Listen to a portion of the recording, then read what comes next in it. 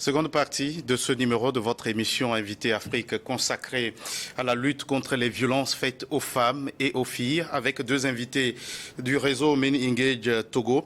Fabrice, aujourd'hui, vous mobilisez les jeunes. En quoi la jeunesse peut être importante dans cette lutte contre ce fléau? Merci pour la question.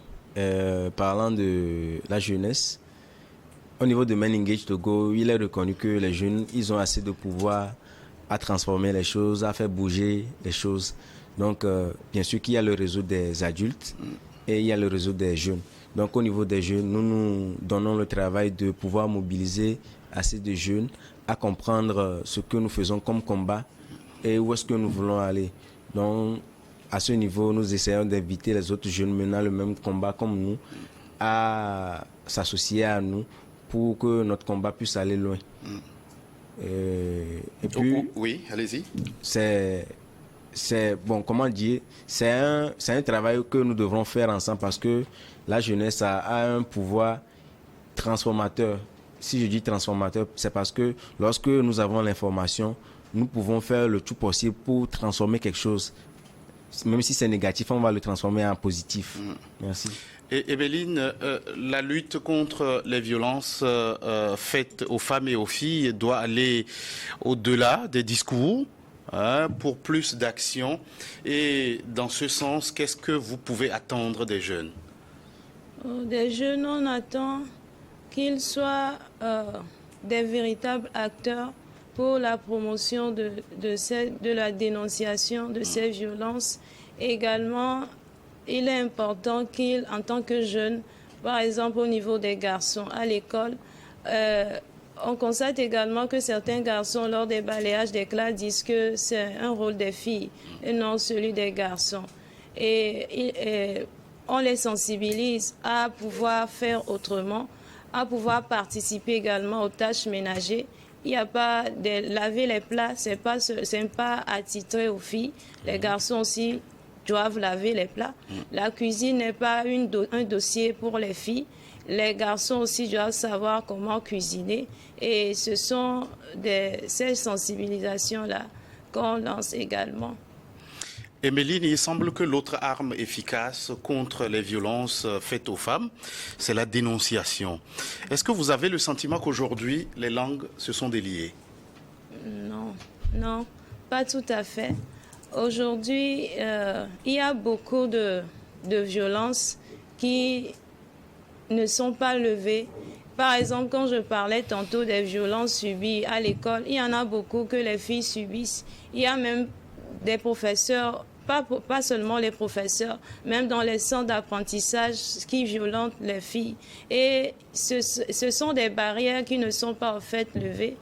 Et c'est l'occasion de pouvoir encourager ces jeunes à pouvoir dénoncer ces violences parce que si elle est dénoncée, les auteurs de ces actes-là seront remis en ordre et également eux aussi peuvent avoir une sorte de quiétude et de pouvoir accomplir ce pourquoi ils sont là.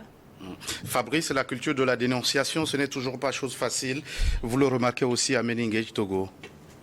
Tout d'abord, je voudrais retourner un peu sur la question de Méline.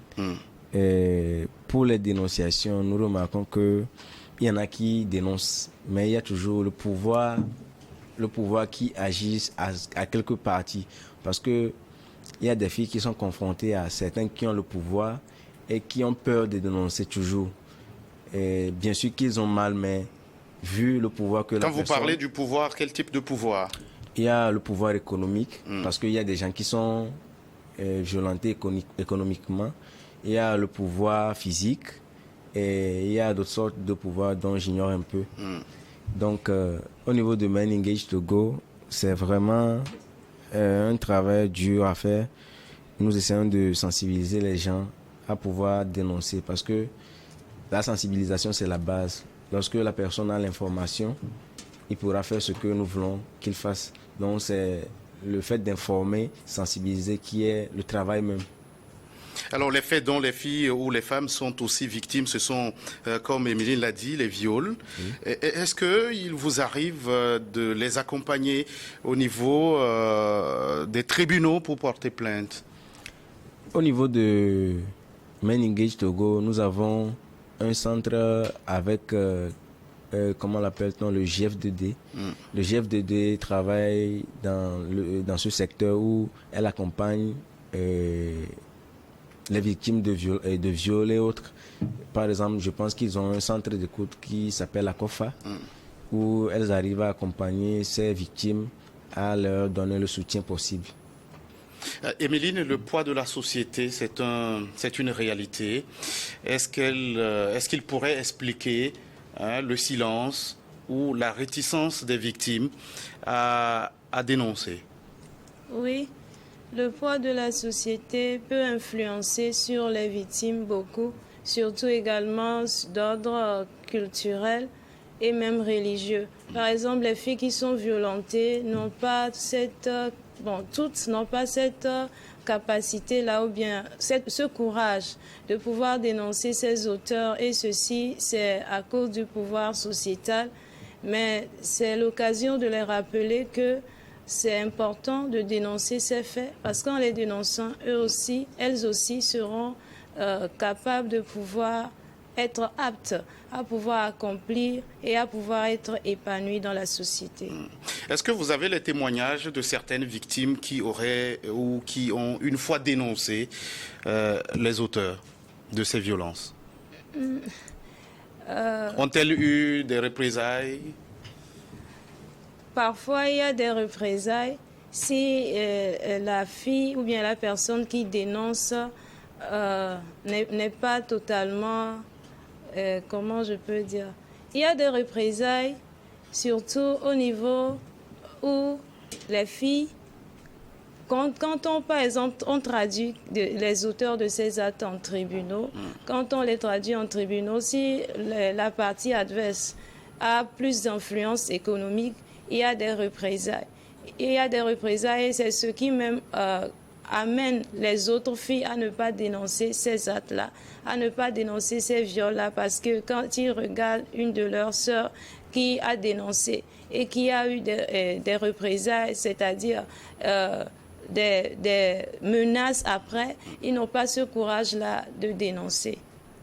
Fabrice, qu'est-ce qui, selon vous, freine l'élan des victimes à dénoncer? Selon moi, il y en a assez de causes qui freinent les victimes à dénoncer. Comme l'a déjà dit Émilie, il y a le côté économique de l'autre partie, ou bien de celui qui commet le viol, ou bien qui commet la violence sur la personne.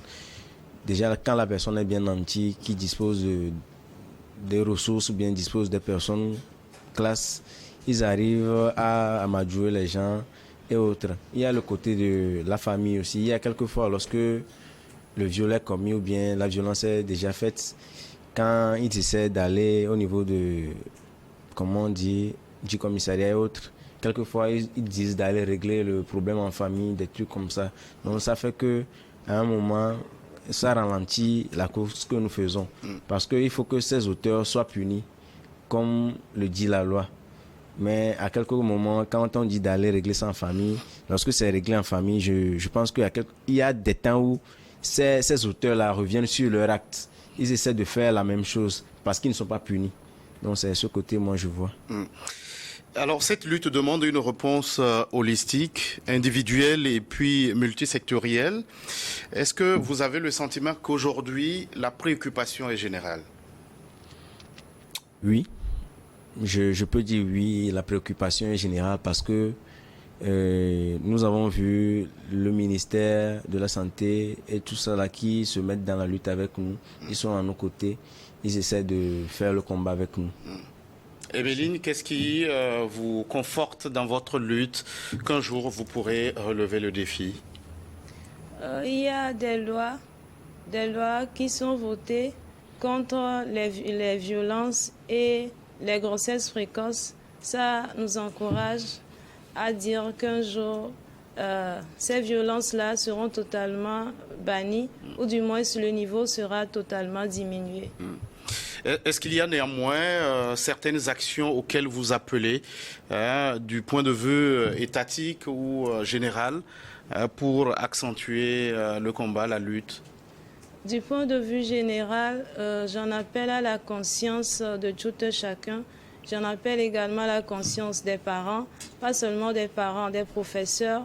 Et il est très important de pouvoir savoir comment encourager, donner un pouce et puis favoriser le développement ou bien le progrès de la jeune fille. Et j'en appelle également aux gouvernants. Et bien sûr, ils ont déjà fait beaucoup, mais je sais que lorsque les plaintes sont émises également au commissariat, ils sont également aptes à accompagner ces filles-là. Et je les appelle encore à nous aider dans ce combat. Alors Fabrice, qu'est-ce que le gouvernement ou l'État peut mettre comme stratégie au point pour accompagner cette lutte contre les violences basées sur le genre? Du niveau du gouvernement, je pense qu'il faut instaurer des lois, des politiques et des programmes qui facilitent la protection des enfants, de la jeune fille et des femmes. Et je pense que avec ça, ça peut aller. Alors quel est le véritable plaidoyer que vous faites au niveau de Men Engage Togo dans ce sens?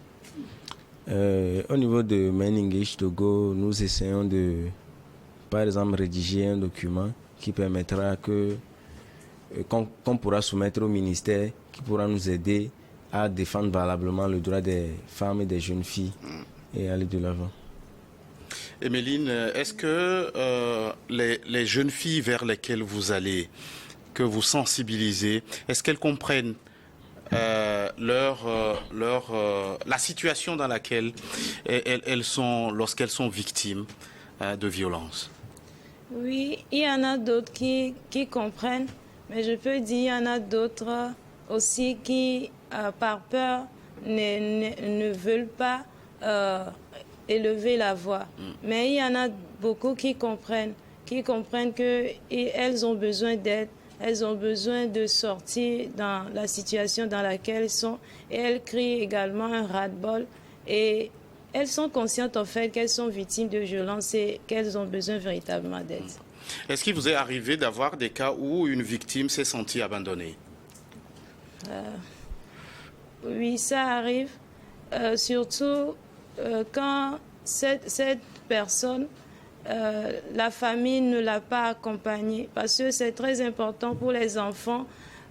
Parce que le repère des enfants, surtout des filles, ce sont leurs pères. Et quand ils voient que leur père ne les a pas accompagnés, soutenus dans ce qu'ils vivent, ils sont totalement abattus. Et parfois même, ils ont envie d'abandonner, de ne plus continuer le combat. Fabrice, on a parlé, on a peint le tableau en termes de conséquences pour une victime de violence basée sur le genre. Qu'est-ce qu'elle peut ressentir par la suite en termes de conséquences sur sa vie? En termes de conséquences, il y en a assez de conséquences. Il y a les conséquences économiques, les conséquences physiques, les conséquences psychologiques. Parlant de conséquences psychologiques, il y a des gens qui sont stressés parce qu'ils n'ont pas eu d'accompagnement. Il y a des gens qui sont amenés jusqu'à la folie, qui veulent même se suicider.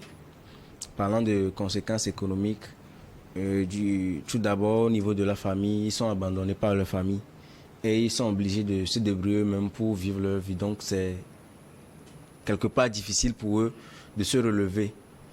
Et ils passent de sales moments parce qu'ils n'ont pas d'argent et ils ne savent pas quoi faire. Du côté physique, vous allez voir, c'est là où la pauvreté même travaille. Vous allez voir la personne est sale, il n'arrive pas à mieux se vêtir, il n'est pas dans de bons états et c'est tout ce qui se passe. Emeline, vous nous avez fait le témoignage ou nous rapportez les témoignages de certaines victimes. Un peu comme vous, lorsqu'on vous disait, quand vous faisiez cette pression à l'école sur les bancs, Est-ce que vous aviez eu entre-temps envie de raccrocher? Avez-vous eu des sœurs qui ont raccroché simplement parce qu'elles ont subi des violences verbales de ce genre? Oui, j'ai connu des personnes, disons des camarades qui ont abandonné. Et par moment, est-ce que j'avais voulu abandonner? Étant enfant, oui. Mais avec le soutien des parents, j'ai pu élever le niveau. Mais je connais des camarades même qui, à cette époque-là, lorsque le professeur disait ces choses-là, il y avait même une qui a dit un jour qu'elle ne va pas dépasser le cap de bac dans ses études parce que pour elle, c'est trop difficile, c'est trop de pression. Donc il y a des personnes qui abandonnent s'ils n'ont pas véritablement un soutien moral, surtout de la famille, et surtout une personne qui puisse les comprendre et les accompagner. Cette personne-là peut abandonner. Puisque nous parlons de conséquences, est-ce que aujourd'hui il y a des cas comme ça, hein, des victimes de ces violences verbales qui ont dû abandonner parce que elles subissaient n'importe quoi sur les bancs? Je peux dire qu'il y en a beaucoup.